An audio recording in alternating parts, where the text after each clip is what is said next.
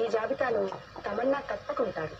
ఇప్పటికే ఈ బ్యూటీ దాదాపు 10 స్పెషల్ సాంగ్స్ లో అదరగొట్టారు.